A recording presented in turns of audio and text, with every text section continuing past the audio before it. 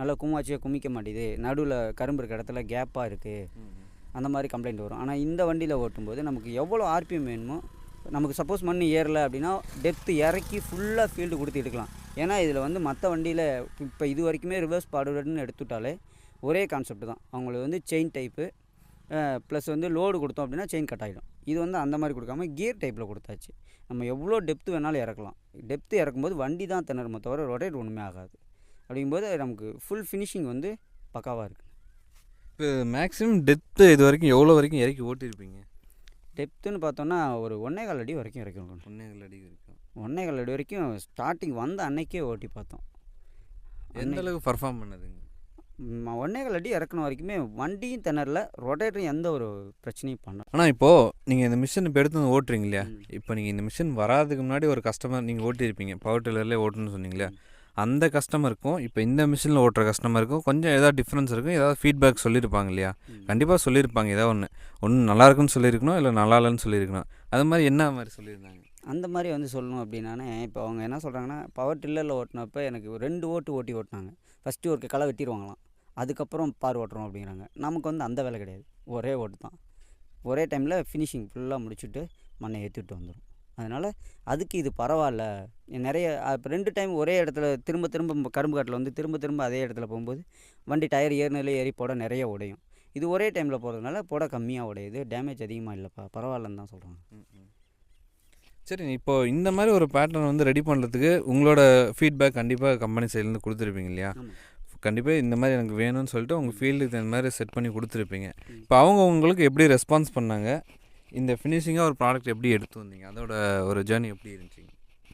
அதோட ஜேர்னி நல்லா தானே இருந்துச்சு. ஆனால் கொஞ்சம் கஷ்டப்பட வேண்டியதாகிடுச்சு. ஏன்னா டிசைன் பண்ணி நாம் சொல்கிறது அவங்களுக்கு புரியணும். அவங்க கொஞ்சம் ஏன்னா ஒரே இடத்துல எல்லா பொருளும் கிடைக்கல அவங்களுக்கும், கம்பெனிலையும். அவங்களும் நிறைய இடத்துல போய் தேடி நம்ம ஒரு ரொட்டேட்டருக்காக எல்லாருமே பண்ண எப்படி சொல்கிறேன்னா, நானும் நிறைய பேர்கிட்ட கேட்டோன்னே, ஏன்னா பண்ண முடியாது ஒன்றுக்காக எப்படி ரிஸ்க் எடுக்கிறது அப்படின்னாங்க. ஆனால் இவங்க ஒரு ரொட்டேட்டருக்காக இவனுக்காக ரிஸ்க் எடுத்து செஞ்சு கொடுத்தாங்க. ஆனால் அவங்களுக்கும் ரொம்ப கஷ்டம்ண்ணே இதில். எனக்கும் கஷ்டம், அவங்களுக்கும் கஷ்டம். ஆனால் அவ்வளோ ரொம்ப கஷ்டப்பட்டு தான் அதை ரெடி பண்ணாங்க.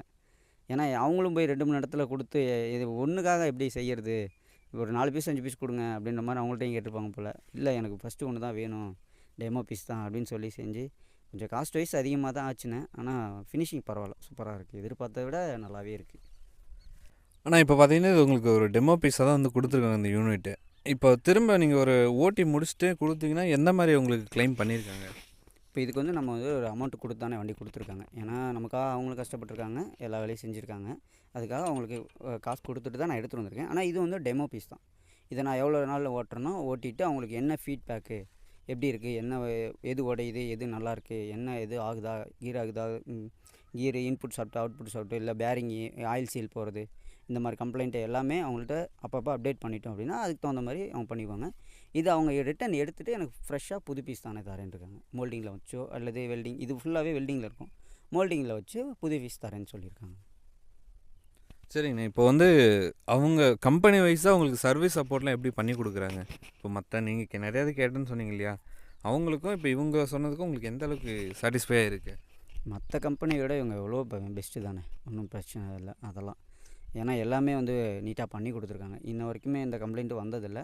வந்தாலுமே ஏதோ ஒரு டவுட் அப்படின்னு ஃபோன் பண்ணோன்னா உடனே எடுத்து இந்த மாதிரி பண்ணுங்க அப்படின்னு பதில் சொல்கிறாங்க. எல்லாமே அது வரைக்கும் சூப்பராக இருக்குங்க. இப்போ இந்த மாதிரி ஒரு மிஷின் யாருக்கெல்லாம் எடுக்கலாம், யாருக்கெல்லாம் செட் ஆகும், என்ன மாதிரி ஃபீல்டு இருக்கவங்க இந்த மிஷினை எடுக்கலாம்? நார்மலாக மினி வீடர் வச்சுருக்கவங்க எல்லாருமே எடுக்கலான்னு இந்த மாதிரி ரொட்டேட்டர். மினி வண்டி, மினி டிராக்டர் 18 ஹெச்பியிலேருந்து 30 ஹெச்பி, இப்போ ஜாண்டியரில் வச்சுருக்காங்க 36 ஹெச்பி இருக்குது. அந்த வண்டி வரைக்குமே இந்த ரொட்டேட்டர் எடுத்துக்கலாம். ஒரு ரொட்டேட்டர் இருந்தால் போதும், அவங்க மல்டி வேலை எல்லாமே இதில் செய்யலாம். ஏன்னா ரிவர்ஸும் வந்துடும், உங்களுக்கு ஃபார்வேர்டும் வந்துடும். ரிவர்ஸில் 6 ஃபீட் போட்டு ஓட்டலாம். நம்ம 8 அடி வாழைக்கட்டை வச்சுருக்காங்க, அதுக்கு வாழைக்கட்டைக்கு மண் அடைக்கணும் அப்படிம்பாங்க. இப்போ இதே வந்து நார்மல் செயின் டைப்லேயோ 4 அடி ரொட்டேட்டர் எடுத்துகிட்டு போய் ஒன்றுமே பண்ண முடியாது. இதை எடுத்துகிட்டு போனோன்னா நம்ம 6 அடியில் போட்டு ஒரே ஓட்டில் ஓட்டிகிட்டு வந்துடலாம். அந்த மாதிரி எல்லா வண்டிக்கும் போடலான்னு. வாழைக்கட்டை 8 அடியில் வச்சுருப்பாங்க ஒரு சிலர் 7 அடியில் வச்சுருப்பாங்க. அந்த மாதிரி ஃபீல்டுக்கு எல்லா இதுக்குமே மினி வண்டிக்கு ஒரே ஒரு ரொட்டேட்டர் இருந்தால் போதுண்ணே, எல்லா வேலையும் செஞ்சிடலாம். ஒரு ரொட்டேட்டர் வச்சு எல்லா வண்டிக்குமே ஓட்டலாம். சரி, நன்றிங்கண்ணா. இப்போ பார்த்தீங்கன்னா இந்த சர்வசக்தியோட இந்த மல்டி ஃபங்க்ஷன் ரொட்டேட்டர் பற்றி நீங்கள் இப்போ டீட்டெயிலாக வந்து அவர் கஸ்டமர் வந்து எக்ஸ்பிளைன் பண்ணியிருப்பார். யாருக்கெல்லாம் செட் ஆகும், எந்த மாதிரி ஃபீல்டுக்கெலாம் அது யூஸ் பண்ணலாம் அப்படின்னு சொல்லிட்டு உங்களுக்கு டீட்டெயிலாக எக்ஸ்பிளைன் பண்ணியிருப்பாருன்னு நினைக்கிறேன். இல்லை இன்னும் இந்த மிஷின் பற்றி உங்களுக்கு கிளாரிட்டியாக வேணும், இன்னும் கிளியராக உங்களுக்கு எக்ஸ்ப்ளனேஷன் வேணும் அப்படின்னா டிஸ்கிரிப்ஷனில் ஸ்க்ரீனில் காண்டாக்ட் நம்பர் கொடுத்துருக்கேன். மறக்காமல் கால் பண்ணி உங்களோட என்கொயரிஸ் என்னவோ நீங்கள் தாராளமாக கேட்டு தெரிஞ்சுக்கலாம். இதுபோல் இன்னொரு சூப்பரான வீடியோவில் சந்திக்கலாம். அது வரைக்கும் நன்றி.